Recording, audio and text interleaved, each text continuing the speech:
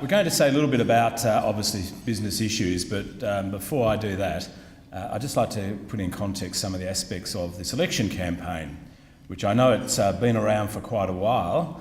We're only up to day 10 of the formal campaign, so there's still another 3.5 weeks to go, a long time. It's an unusual election campaign. I've been through many campaigns. This one is different. The biggest challenge the Liberal National Government faces is that we've been in government for 8.5 years. That is by far our biggest challenge. And there's a sentiment in the community, they've had their time, give the other guys a go.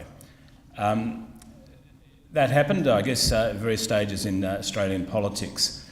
But what we also detect, myself and members of Parliament and candidates out door knocking, there is no real anger in the community. People aren't waiting with baseball bats, in my view. There's not an anger. So a time factor is our biggest challenge, overcoming that. As a campaign, there are clearly major points of difference in this election between the major parties, just about in every area. So people have got something to make their mind up about, and that will be the focus, I guess, over the next few weeks. I think for the Chamber of Commerce, I think if this government's returned, I think you have a major opportunity and a major responsibility to play a lead role in some of the transformation of the West Australian economy that is taking place and will continue to gather momentum. Just on that, we need to be very careful, and I know the comment is so frequently made that Western Australia is too reliant on the resources industry and so on. We are, that's a fact. We are a very specialist, very successful, very export-orientated economy. And the growth of this state has been very much around mining, petroleum and agriculture. That is our traditional economic base and our traditional export base. And we need to look after that. It is a huge mistake to neglect it and say, well, there's other things we can do. Sure, there are other things we can do, but to neglect those sectors would be catastrophic for Western Australia. And in mining, there are, for example, clear differences. The previous government, when Labor in power, there was a 17,000 backlog in applications for mining approvals. The industry was just log-jammed. There was a loss of major projects like INPEX, Gorgon had stalled, the Ord River, while it's agriculture, had also stalled. Stuff just wasn't happening. Other differences, uranium mining. The Liberal Party supports uranium mining. It's a significant part of world energy in developed countries. And Australia has the biggest reserves in the world and is the second biggest producer of uranium. Why wouldn't Western Australia be part of that? And you can find other differences. In agriculture is going through its best opportunity in 50 years. We're now seeing major investment into that sector, both from within Australia and internationally.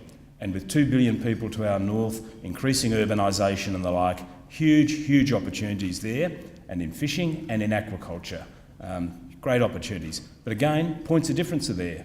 The Labor Party don't support GM technology. They're sitting on the fence. But if we're to increase yields of crops, to develop varieties of wheat and other grains that are drought resistant, frost resistant, pest and infection resistant, we won't keep up with world production and we won't keep up with world quality.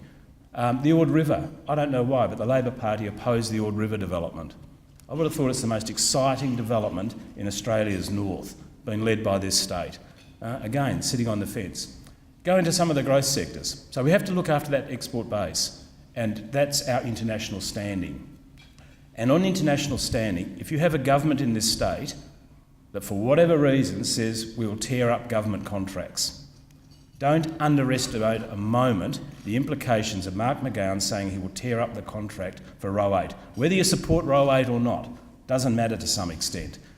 It's an important project, but if you say the message goes out, you sign a contract with the government, we'll tear it up. And similarly on the National Party, saying they'll tear up state agreements that have been the basis of our resource industry and projects like the Ord River and other major projects around the state. A dreadful international signal. When I first became Premier, the first thing I did, the first 6 months, was repairing Western Australia's international reputation in Japan, in China, in Korea. Please, no matter what your business is, never ever underestimate the importance of our international standing. Some of the growth sectors, because while those sectors are huge, mining's still worth well over $90 billion, and the prices of iron ore are up above probably where they should be, but they're up high, and other sectors are doing well. And you know, all those commentators in Canberra and on the East Coast, where are they now? I tell you what they're doing. These are the ones that knocked the mining industry and said it's no future, the resources industry's finished. Only about a year ago they were all saying that. Well, I tell you what they're doing now. They're running along the station platform trying to jump on the gravy train. And you know what? There's no tickets left. No tickets left for them at all. So Western Australia once again will lead the nation and drive in those sectors. But the growth's coming. A lot of the jobs will come in other sectors. Tourism. Look at this magnificent hotel we're in. Absolutely fantastic. Labor Party frustrated and opposed its development. Don't forget that. They reckon that the government did a rotten deal. I think it's a pretty good deal. 500 people work here. The stadium, they opposed the stadium. They opposed Elizabeth Quay. And if the tourism industry is to create the jobs that it can do, and it's already bigger, nearly 100,000 people work in it, than any other industry, you've got to do something about penalty rates. Penalty rates should remain. You should be paid more for working night time and for working weekends, but you shouldn't be paid 3 times the hourly rate. That will not allow the industry to grow and prosper and to employ the people it can and provide the quality of service that's going to be necessary for us to compete internationally in that area. Now, obviously today the focus is primarily around business issues, and I just want to mention a financing issue and then I'll foreshadow what my colleagues are going to say. A lot of the debate around this election is around the levels of state debt, state borrowings. All your businesses have a mix of equity and borrowings. So does the state government. And the state government is a big business. We turn over in recurrent and capital spending about $35 billion a year. Huge, huge business and a huge responsibility across so many areas. The real problem is the GST. I think everyone understands that. That's forced us to borrow more than we would ever have to or should have to. But nevertheless, at the end of the last financial year, the level of state borrowings, our net debt, was $27 billion. It's above that now, it's still rising. Of that $27 billion, over 50%, just over 50% was borrowings for electricity supplies and water supplies, investment in long-term infrastructure. Another 20% was to build hospitals and schools. The rebuilding of the public hospital system has been an extraordinary achievement in 8 years.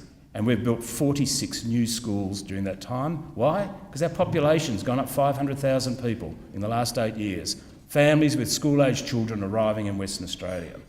Another 20% of that debt is attached to transport, road construction and public transport. So I'm over 90%, and I haven't mentioned prisons, courthouses, police stations or anything else.